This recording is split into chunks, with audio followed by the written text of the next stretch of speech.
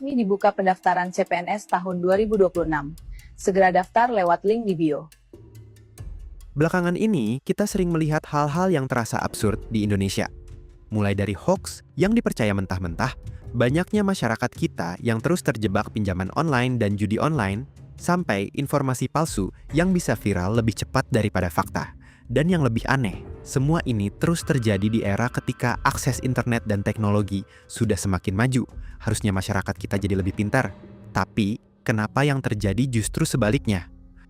Menurut data Program for International Student Assessment terbaru pada tahun 2022, Indonesia menduduki sekitar 11 peringkat terbawah dari 81 negara yang didata dalam hal kemampuan literasi, membaca, matematika, dan sains.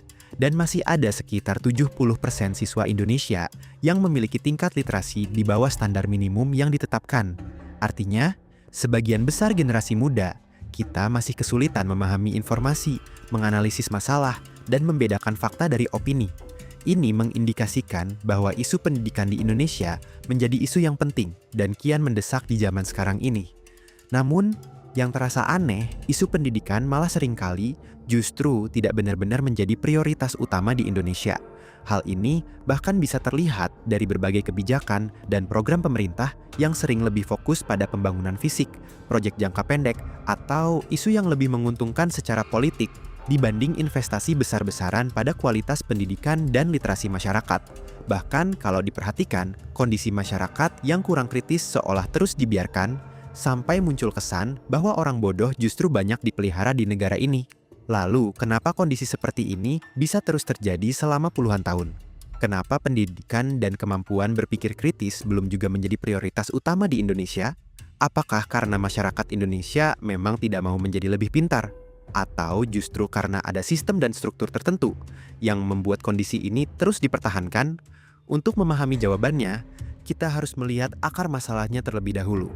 Jadi, pastikan kamu tonton video ini sampai habis ya.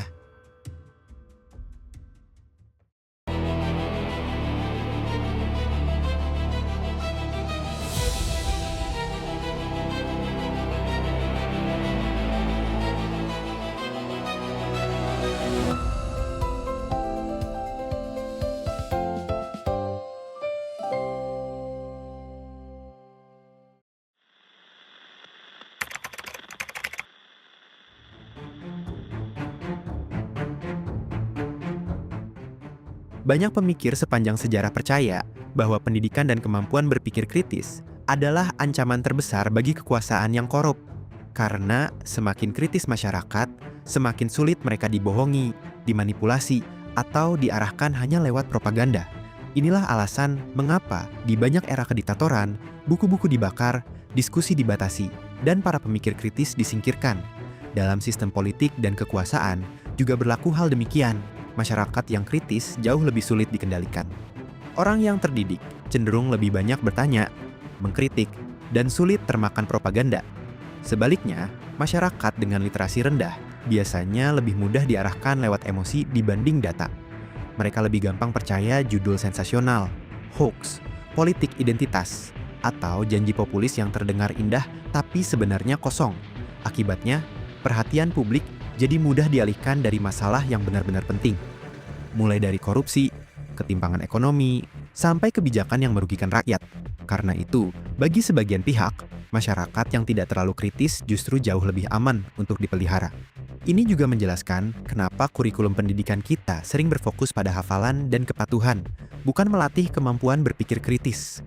Banyak siswa diajarkan untuk mengikuti perintah, menghafal jawaban, dan takut salah.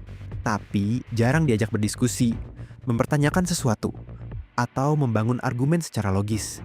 Padahal kemampuan seperti itulah yang dibutuhkan untuk menciptakan masyarakat yang benar-benar cerdas dan mandiri.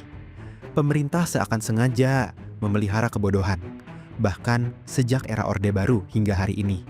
Dan tanpa sadar, kita tumbuh di dalam sistem yang membuat masyarakat lebih terbiasa untuk patuh daripada berpikir kritis. Lalu pertanyaannya, bagaimana sebenarnya sistem ini bekerja?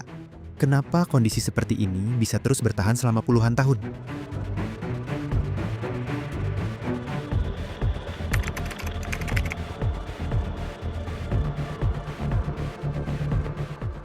Rendahnya kemampuan berpikir kritis di Indonesia sebenarnya tidak terjadi begitu saja. Ada beberapa mekanisme yang sengaja ataupun tidak disengaja dilakukan pemerintah baik secara langsung maupun tidak langsung, yang akhirnya menyebabkan kondisi ini terus berlangsung selama berpuluh-puluh tahun. Mekanisme pertama adalah sistem pendidikan kita sendiri, yang lebih fokus menekankan ke pola hafalan daripada berpikir kritis. Dan ini semua sudah terbentuk sejak era Orde Baru. Pada masa itu, pendidikan tidak hanya dipakai untuk meningkatkan kualitas sumber daya manusia, tapi juga sebagai alat untuk mendukung pembangunan ekonomi dan menjaga stabilitas politik pemerintah. Beberapa penelitian tentang pendidikan era Orde Baru menjelaskan bahwa sistem pendidikan saat itu bersifat sangat sentralistik, birokratis, dan menekankan kepatuhan terhadap negara. Pendidikan difungsikan sebagai instrumen pembangunan ekonomi nasional, dengan kurikulum dan metode belajar yang seragam. Siswa diajarkan untuk mengikuti perintah serta menghafal jawaban. Ini menyebabkan siswa kemudian tidak kritis, tidak eksploratif, serta takut salah karena mereka jarang dilatih untuk berdiskusi, mempertanyakan sesuatu, atau membangun argumen secara logis. Sekolah lebih banyak dirancang untuk menciptakan tenaga kerja yang disiplin dan patuh terhadap sistem, bukan untuk membentuk masyarakat yang kritis dan berani mempertanyakan kekuasaan. Dan dampaknya masih terasa sampai sekarang. Meskipun kurikulum terus berganti, budaya pendidikan kita masih sangat berorientasi pada nilai, ujian, dan hafalan. Akibatnya, kita menghasilkan generasi yang cukup baik dalam menghafal informasi, tapi lemah dalam memahami konteks dan mempertanyakan apakah informasi itu benar atau tidak. Mekanisme kedua adalah infrastruktur pengetahuan yang timpang. Akses terhadap pendidikan yang berkualitas sampai hari ini masih sangat tidak merata. Di kota besar, orang relatif lebih mudah mendapatkan buku, internet cepat, sekolah dengan fasilitas lengkap, perpustakaan yang layak, sampai lingkungan belajar yang mendukung. Tapi di banyak daerah terpencil, kondisi seperti itu masih menjadi kemewahan. Distribusi buku tidak merata, perpustakaan minim, akses internet terbatas, bahkan masih banyak sekolah dengan fasilitas yang sangat memprihatinkan. Bahkan menurut data Kementerian Pendidikan, Kebudayaan, Riset, dan Teknologi tahun 2023, sekitar 35% sekolah dasar di wilayah 3TE tertinggal, terdepan, dan terluar, mengalami kerusakan sedang hingga berat. Ketimpangan juga terjadi pada tenaga pendidiknya. Banyak guru di daerah harus mengajar dengan fasilitas yang sangat terbatas, jumlah tenaga pengajar yang minim, serta gaji yang tidak sebanding dengan beban kerja mereka. Bahkan masih ada guru yang menerima gaji sekitar Rp125.000 hingga Rp130.000 per bulan. Hal ini sangat jauh dari standar kelayakan hidup. Padahal guru-guru inilah memegang peran penting dalam membentuk kualitas generasi muda. Akibatnya, kualitas pendidikan antar wilayah menjadi sangat timpang. Dan ketika akses terhadap pendidikan serta informasi tidak merata, maka kemampuan berpikir kritis masyarakat juga ikut timpang. Masyarakat menjadi kurang terbiasa berpikir kritis, sulit membedakan fakta dan opini, serta lebih mudah percaya pada informasi yang menyesatkan. Alhasil, pihak tertentu makin leluasa untuk melanggengkan kebodohan di masyarakat. Situasi ini kemudian diperkuat oleh mekanisme ketiga, yaitu media sosial yang berubah menjadi echo chamber bagi propaganda, hoax, dan manipulasi opini publik. Di era sekarang, sebagian besar orang mendapatkan informasi bukan lagi dari buku atau diskusi mendalam, melainkan dari media sosial. Masalahnya, platform media sosial tidak dirancang untuk membuat orang lebih pintar atau lebih kritis. Algoritma media sosial dibuat untuk satu tujuan, yaitu membuat pengguna bertahan selama mungkin di aplikasi agar engagement dan keuntungan iklan meningkat. Karena itu, sistem akan terus merekomendasikan konten yang paling mudah menarik perhatian dan memancing emosi. Bukan konten yang paling akurat, paling objektif, atau paling mendidik. Itulah mengapa konten yang paling sering viral biasanya adalah konten yang membuat orang marah, takut, tersinggung, atau merasa paling benar. Lama-kelamaan, algoritma mulai menciptakan apa yang disebut echo chamber, yaitu kondisi ketika seseorang terus-menerus melihat informasi yang hanya memperkuat keyakinannya sendiri, sehingga orang jadi jarang terpapar sudut pandang berbeda atau fakta yang bertentangan dengan opininya. Dan ketika seseorang hanya mendengar apa yang ingin ia dengar, kemampuan berpikir kritisnya perlahan akan melemah. Ia menjadi semakin yakin bahwa dirinya benar, meskipun informasi yang ia konsumsi belum tentu akurat. yang menyebabkan masyarakat kita mudah sekali termakan hoax, dan pemerintah semakin mudah untuk memanipulasi masyarakat dengan berita dan propaganda palsu yang disebar melalui media sosial. Nah, apa yang bisa kita lakukan untuk keluar dari kondisi ini?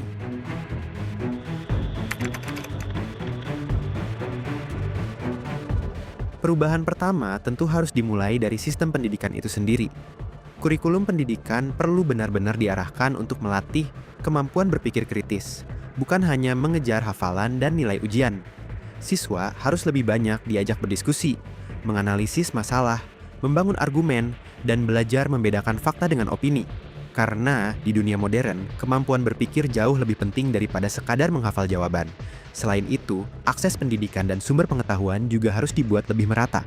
Distribusi buku, perpustakaan, internet, serta kualitas sekolah tidak boleh hanya terpusat di kota besar.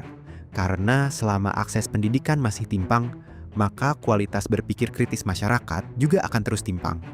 Pemerintah juga perlu mulai memikirkan regulasi media sosial dan platform digital. Karena hari ini, algoritma lebih banyak mendorong konten yang memancing emosi dibanding konten yang berkualitas dan mendidik. Kalau tidak ada perbaikan, media sosial akan terus menjadi tempat paling subur bagi hoax, propaganda, dan manipulasi opini publik. Tapi perubahan tidak bisa hanya menunggu pemerintah. Masyarakat juga punya tanggung jawab untuk mulai membangun budaya berpikir kritis dari diri sendiri. Mulailah membiasakan membaca informasi dari sumber yang jelas sebelum mempercayai atau menyebarkannya. Biasakan mempertanyakan sebuah klaim sebelum langsung menerima mentah-mentah. Cobalah mendengar sudut pandang yang berbeda, bahkan dari orang yang tidak kita setujui. Karena kemampuan berpikir kritis tidak tumbuh dari lingkungan yang hanya berisi pendapat yang sama. Dan yang paling penting, kita harus mulai sadar bahwa mempertanyakan sesuatu bukan berarti membenci negara, melawan pemerintah, atau tidak loyal. Justru mempertanyakan adalah bentuk kepedulian terhadap kebenaran.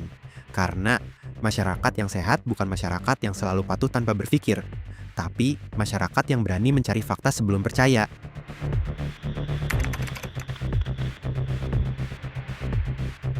Jadi, kenapa orang bodoh seakan banyak dipelihara di Indonesia? Jawabannya bukan karena orang Indonesia yang tidak mau pintar. Akan tetapi, karena sistem pendidikan, ketimpangan akses pengetahuan, dan media sosial yang ikut membentuk masyarakat kita yang lebih mudah dibodohi daripada berpikir kritis. Dan selama masyarakat tidak terbiasa mempertanyakan sesuatu, hoax akan terus dipercaya, propaganda akan terus menyebar, dan manipulasi akan terus terjadi. Karena itu, perubahan harus dimulai dari diri kita sendiri. Mulai biasakan membaca, memeriksa fakta, dan berani mempertanyakan sesuatu sebelum langsung mempercayainya. Masyarakat yang berani berpikir kritis adalah masyarakat yang paling sulit dimanipulasi oleh siapa dan apapun. Menurut kamu, apa hal paling penting yang harus dibenahi agar Indonesia bisa menghasilkan generasi yang lebih kritis? Tulis di komentar ya. Video ini Nawala buat bukan untuk menjelek-jelekan pemerintah ya, tapi karena Nawala sayang dengan negara ini. Dan Nawala harap ke depannya pemerintah bisa lebih perhatian ke sektor pendidikan. Karena bagaimanapun, jika tidak ada orang berpendidikan di negara ini, Indonesia emas akan sangat sulit kita capai. Kalau konten ini bermanfaat, dukung Nawala lewat Saweria. Link ada di deskripsi. Jangan lupa like, share, dan subscribe. Aku Nawala, stay curious, dan sampai jumpa.